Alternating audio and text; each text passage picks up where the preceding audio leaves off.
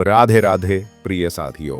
जब पूज्य अनिरुद्धाचार्य जी महाराज हैदराबाद में अपनी कथा यात्रा पूरी कर वृंदावन की ओर लौट रहे थे, तब किसी ने कल्पना भी नहीं की थी कि रास्ते में एक ऐसा क्षण आएगा जो हर किसी के हृदय को भीतर तक झकझोर देगा। यह कोई साधारण दिन नहीं था।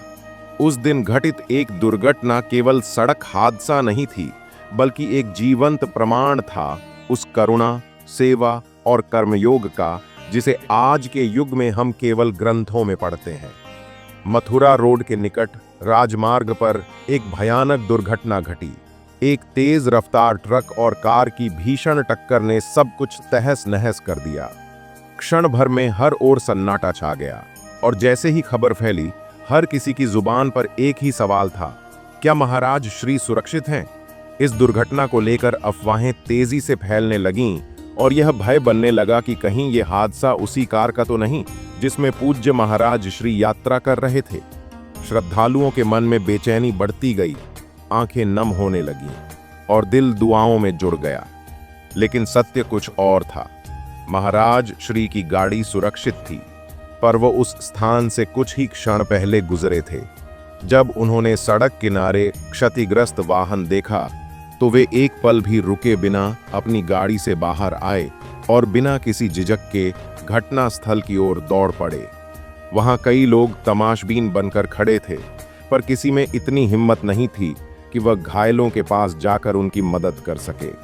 उस क्षण महाराज श्री ने जो किया वह केवल एक कर्म नहीं, बल्कि एक जीवंत धर्म था। उन्होंने घायलों के पास जाकर उनकी नाड़ी देखी, उन्हें ढांढस बंधाया और तत्काल एम्बुलेंस को सूचना दी। जब तक सहायता नहीं आई, वे वहीं घायलों के पास बैठे रहे, उनका हाथ थामे उन्हें आश्वासन देते रहे कि वे अकेले नहीं हैं। उस क्षण उनके चेहरे पर जो करुणा थी, वह किसी भी प्रवचन या उपदेश से कहीं अधिक प्रभावशाली थी। ये वही करुणा थी जो केवल एक सच्चे संत में होती है, निस्वार्थ, निसंग और ईश्वरीय। घायलों को अस्पताल पहुंचाने के बाद भी उनका कार्य समाप्त नहीं हुआ। उन्होंने स्वयं डॉक्टरों से चर्चा की, इलाज की हर व्यवस्था सुनिश्चित की और आर्थिक सहायता भी प्रदान की।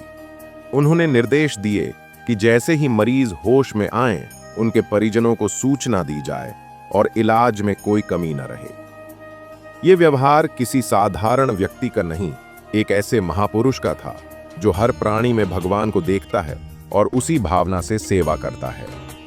उस दिन वहां उपस्थित हर व्यक्ति की आंखें नम थीं। किसी ने उन्हें साक्षात करुणा का स्वरूप बताया, तो किसी ने श्री कृष्ण का अवतार कहा। यह घटना इस बात का प्रमाण बन गई कि महाराज अनिरुद्धाचार्य जी केवल कथावाचक नहीं, बल्कि एक ऐसे दिव्य पुरुष हैं जिनकी वाणी और कर्मों में कोई भेद नहीं। वे जो मंच से कहते हैं, उसे अपने जीवन में उतारते भी हैं।